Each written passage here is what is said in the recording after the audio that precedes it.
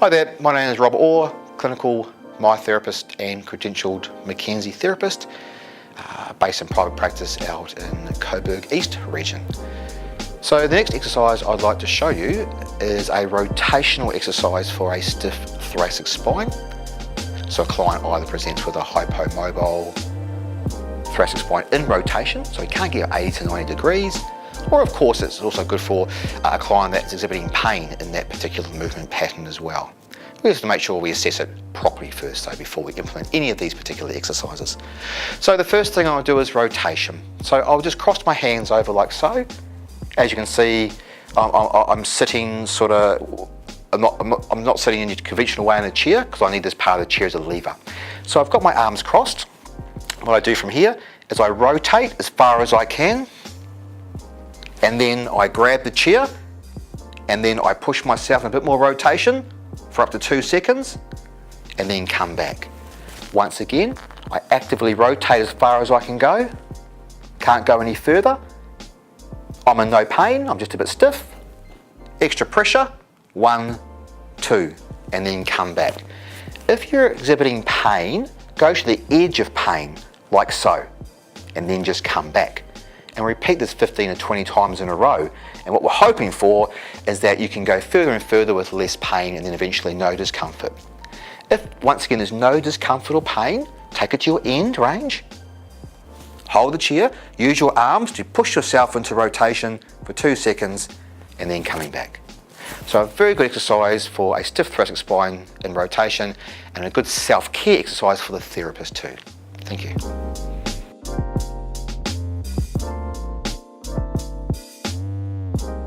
My name's Katie Underwood. I'm a massage therapist, Reiki practitioner, a meditation teacher, a sound healing practitioner, a workshop facilitator, and a mother of twin girls. What attracted me into massage originally was a need to move away from the career that I had prior to this, which was in professional music, which served me for a time, but then became more stressful on a number of levels than enjoyable. And I wanted to come back to a career that I could work my own hours, create my own business, and that would be fully flexible for me and my family, which I didn't have yet.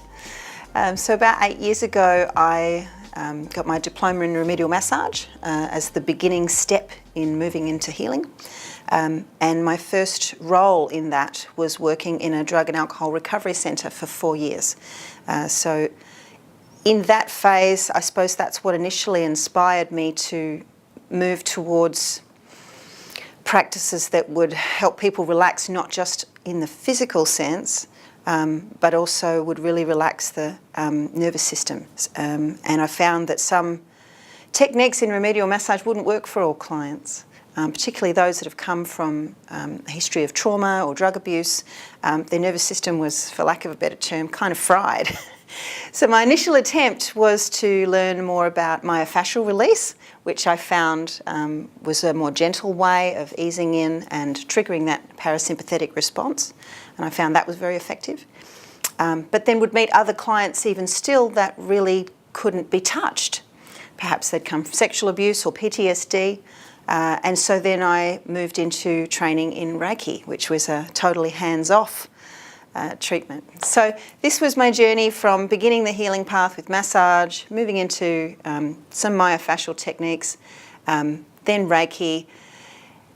And from there, not long after, I then became interested in training as a meditation teacher and also using sound as part of that practice. So I've long had a personal interest in meditation that began probably when I was about 25. I was starting to have difficulties in my marriage, I think, back then, and I went to a professional psychologist who suggested meditation. At that point in my life, it was very difficult for me to even sit still, let alone be with myself, but that really was the beginning of my personal journey with meditation. But it took another 10 years for me to begin to integrate that into my professional life when I moved into massage and realised that half of my massage sessions involved reminding my clients to breathe. And I spent a lot of time just gently saying, and breathe out, exhale. Everything hurts less when you're breathing out, particularly if you're working with trigger points and such. But just even generally realising that so many of us just don't know how to breathe. Or if we do breathe, we're breathing, taking these deep breaths in all day and never fully breathing out and allowing not only the muscles but the nervous system to relax. So it became really clear to me that, as well as working in body work, that perhaps guiding people and teaching people in a more structured setting how to breathe, how to meditate, and how to just simply be with themselves was going to be a good complement for their bodywork sessions as well, so that when they weren't with me, that there might be something else they could introduce into their life that would help keep them relaxed. So in addition to my sound meditation workshops, which we'll talk about at length a bit more in a moment, I, in private session, will see clients for sound healing, Reiki and relaxation massage over the course of 90 minutes. So like any consultation, I'll always sit with the client prior and establish where they are physically, where they are emotionally and mentally, and then tailor those treatments to what is appropriate for the person on the day. For me, the obvious benefits of regular meditation is simply that I'm able to begin my day with a sense of calm and feeling centred, which enables me to deal with everything that life is going to throw at me the moment I step out of my house. So as a mother of two, I run my own business, working with events and then interacting with other people who may have issues, traffic, life happens, emails happen. And meditation allows me to just come into that with more choice and to be proactive about how I'm responding to my life rather than reactive, which is the way most people will run. So when we're running reactively in our lives to things, that good old fight or flight system is often engaged far too often and far too long, whereas meditation reverses that and allows us to, I think, essentially just have more choice in every moment. And also to remain present to what we're doing. So for me, regular meditation would help me to be more fully present to my clients in every single minute that I'm with them. And the moment my thoughts deviate from that touch, that stretch, that massage, or the reminder of observing their breath and reminding them to breathe, if I deviate for even a moment from the now, it's a reminder to come back. And meditation helped me be better at that and remaining totally connected and intuitively connected to my client at all times, which of course makes for a better treatment all round. Also, other simple things in life, like being present to my kids. We are now in this day and age perpetually distracted by our phones and so many other things. And it's really easy to let these things pull focus. So I find that over the years now, I've been meditating 15 years, I'm able to give my children a better quality of attention. Or at least I find myself saying more recently now, if I'm in the middle of something, I'll say, give me a moment, I just need to finish this, and then I can give you my full attention. And the value that a child or a colleague or a partner will feel when they know they really have your 100% attention makes them feel better about themselves, as well as you being able to communicate externally and also receptively with them as well. That's just a couple of benefits. There are so many more with respect to reforming neural pathways in the brain that enable us to concentrate for longer periods, to receive information more clearly, to sleep better, to focus better, to use meditation as a form of positive neuroplasticity. In that I mean that we can develop the ability to create and maintain positive states through meditation, which then over time become positive traits. So we have this ability now with the science around neuroplasticity and the effectiveness of meditation, that this is within our control to literally rewire our brains for the better. And that the saying, you can't teach an old dog new tricks, is not correct. However, that old dog does need to sit and meditate regularly to achieve the benefits and to create these positive neural pathways. This year I had the opportunity to spend 3 days with Dr. Rick Hansen, who's the main advocate of positive neuroplasticity. So he runs courses and workshops on this and has released many books on that topic. So for those that are interested in finding out more about what that is, I would highly recommend looking up Dr. Rick Hansen. And recently also had the opportunity to sit in a full-day conference with Dr. Joe Dispenza, who really has been the world leader in gathering all of this research, MRI scans, hormonal tests, with focus groups that have been involved in his workshops and other studies of people who have been meditating for a very long time, and really brought science and mindfulness together. So he's done a lot of the hard groundwork and was incredible not only in speaking about the effects and benefits and possibilities of meditation, but showing the brain scans and other evidence to really support it. So that was really inspiring to see that. So again, Dr. Joe Dispenza, who has written lots of books and isn't often in Australia, but I felt very fortunate this year I was able to sit with him for a day and soak up everything that he had to share as well.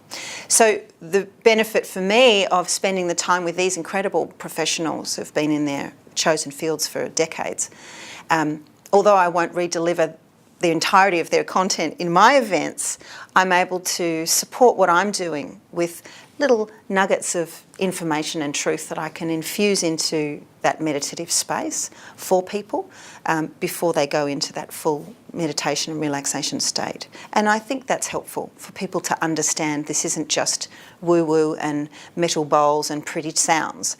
There's a lot more to meditation and sound healing than there might appear. So now the main role that I have is I facilitate what I call sound meditation workshops. I do this all over Melbourne and regional Victoria, and also recently had the opportunity to go up to Byron Bay, and I've been up to Brisbane to do a few events recently. With young children, though, however, I'm not able to travel interstate too much yet, but it's certainly on the agenda for years to come. So what happens in these workshops is generally it will run over 2 to 2.5 hours. I used to do it for 2 hours, and then all my regular guests kept complaining that it wasn't long enough, so we extended. So there's a number of things I like to do in these workshops. Generally, I love to start with a few short meditations, guided meditations. It could be tapping, it could be a meditation on the breath or a simple sound meditation. But I find this is really useful for beginner meditators because there can often be a misconception that you have to meditate every day and that if you do, it has to be 20 minutes or more. And often that alone can be a real block for people. So I'm an advocate for everybody introducing meditation into their life daily if you can, but let it be 5 minutes, let it be 3 minutes, let it be 1 minute, but that it's about regular practice is where you'll get the benefits, not going, well, I'll just do it once a week for an hour. So I find these demonstrations of short meditations can empower people and encourage them to see, oh wow, that really was effective and my body does feel more relaxed and my brain feels a little calmer even just after that 3-minute meditation. So I like to start the events with that, and I often say to people, if you learn nothing else from me today, I hope you will take that practice away and you can introduce that into your life. So then I take people on a journey through sound.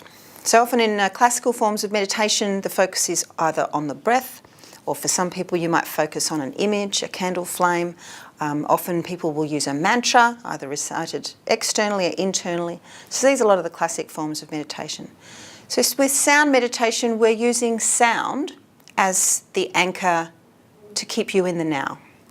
So when our thoughts will drift off to some other place or time, as they naturally do, and this is normal for the brain to do this, it's just a matter of gently bringing ourselves back without judgment, going, just focus on that sound now that you can hear or that you can feel in your body, as is the case of some of the instruments that I use. So in my sound journey, I use a number of different instruments. So I'm a vocalist, but I'm a multi-instrumentalist as well. So I have African drums, I have a handmade medicine drum, a crystal bowl, which is not the prophetic type, by the way. It's a crushed quartz bowl that makes sound, Tibetan singing bowls, a set of chimes, and then I use my voice extensively. So I use these in combination, and the goal is to initially allow people to relax. So for instance, drumming, rhythmic drumming, if we find a pace that entrains at the same pace of a relaxed heartbeat, people will automatically, unconsciously, fall into a slower heartbeat rhythm as that drumming occurs. So often that's a good thing to do, I've found, at the beginning of a session. And then the body will naturally start, the respiration will slow, the heart rate will slow, and then we're really beginning to get somewhere. Then as far as relaxing the mind, again, by playing a number of different sounds, not only will people feel these sensations through the body, but it will give their mind something else to focus on. So sometimes it's easier for me to present it, rather than saying that people have to meditate, to even refer to it as mindful listening or deep listening. And that if you're not experienced with meditation, or you think that there's some right way to do it, you can let go of that expectation altogether and simply keep yourself in the now as much as possible throughout this 45-minute sound journey. Seems to be very effective because people keep coming back and attending these events. So that's generally the first half. And then in the second half of the event, because I have a long history with singing and music, using the voice and encouraging other people to use theirs, I find, is incredibly therapeutic. For a lot of people, it can be really confronting too. But I've found that it's a form of radical self-acceptance in the moment. So in this sense, we form a circle, and I encourage people to make sounds together. There's no soloing required. And we make sounds, basic tones, seed sounds together as a group. So what this does is then allows the person to experience sound vibrations from inside their own body, which again is an empowering form of using sound healing, but also in each and every breath to practice this sense of radical self-acceptance by allowing that whatever sound comes out, good or bad, high or low, loud or soft, screechy, squawky, or silent, is okay. And that they're not in a reality TV show. It's not a competition. There's no test. And that every sound and every voice has value. And that often people report after these sessions that they experience the benefit in different ways in other areas of their life. I'll give you an example. So one lady came to me after attending about 3 of my events, and she said, I have to tell you some of the benefits I've received from doing these toning circles with you. She said the first time really threw me off my game, and I was very shy and very anxious about it. She said, but in my workplace, I'm required to speak to teams. I'm a manager, I need to run meetings and do public speaking. And my boss told me that I was terrible at it and that I needed to get some training because it was not going well. She said, since coming to your events, I've found I feel more confident, my presentations have improved, I'm no longer afraid to speak and be heard in front of others, so much so that her boss then approached her again and said, oh, did you end up getting some training on speaking because you're doing much better now? And she said nothing else in my life had changed except I was coming to these events. So she said, I just wanted to give you that feedback that even though it seems like this crazy thing that we do, make these tones together as a group, had this positive flow-on effect for her in her corporate world. So that was very validating for me, and there's many more stories I could share, but that was just one that I felt was really, really wonderful. So if people want to connect with me and attend events, I run events all over Melbourne and regional Victoria, as I mentioned. So there's a number of ways you can reach me. I have a website, which is underwoodhealing.com. I'm on Instagram at Katie Underwood Healing. I'm on Facebook, and the page there is, you guessed it, Underwood Healing. And then there's the email addresses and phone numbers associated with both of those where people can reach out to me. So I'm available on almost all media, except Messenger Pigeon, but I am on Messenger as well. So I'm very accessible. So there is some basic information on the website. That's probably the best place to start. And then people can find the other social media links on that site.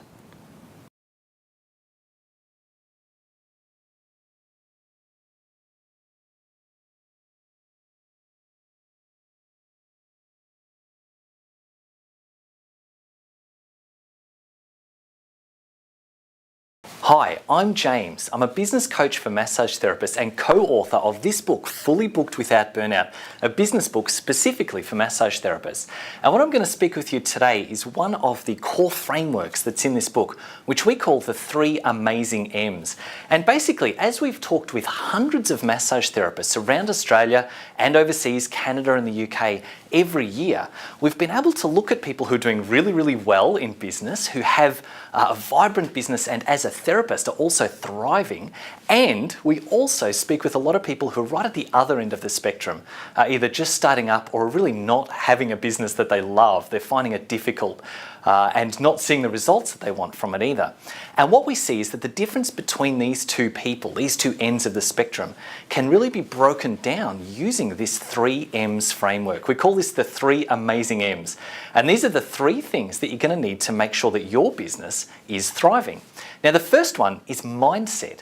And we put this first up because having an amazing mindset is absolutely foundational to the way that you build your business. And it's a little bit like if you think about the syntax that we use when we say words, sometimes the way that we understand them just involves changing things around a little bit. For example, if we say something like the dog bit the man, that's a tragic story, it's something that might happen. But if we say the man bit the dog, all we've done is swapped a couple of words around, but the meaning changes totally. And that's a little bit like what happens when we can click into the right mindset for our business. Suddenly everything changes and we can understand what it is we need to do and how it's meant to happen in the right order to be able to have that meaning and that result that we want. So that's the first M, that's mindset. Number 2 is marketing.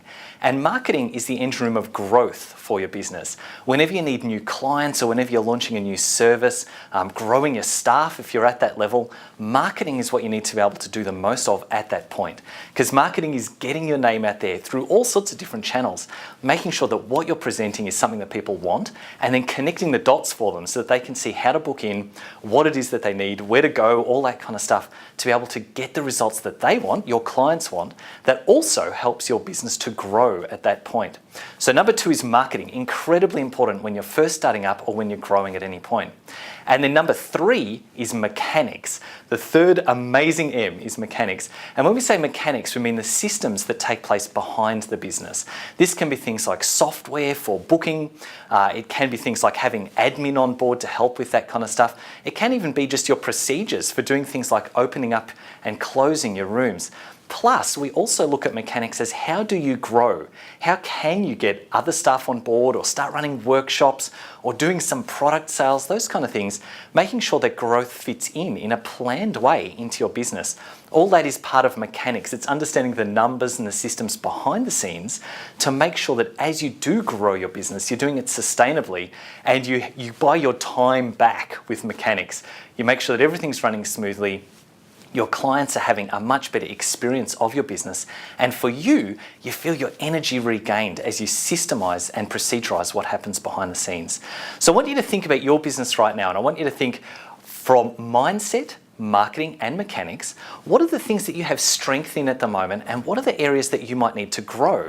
Because if you're really strong with marketing but you don't have mindset, you don't have mechanics, something like that, your business is still out of kilter. It's like having a wheel with one flat side, part of it will work fine and then you'll be going boom, boom, boom along the road, bumpy as hell. So we want to make sure that you've got a balanced success in each of those 3 areas to be able to get to where you want to go with your business.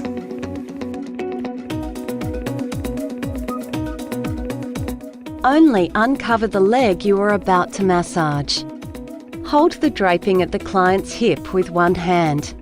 Fold the lower part of the draping in a diagonal direction. to lie across the mid-posterior leg and over the covered leg.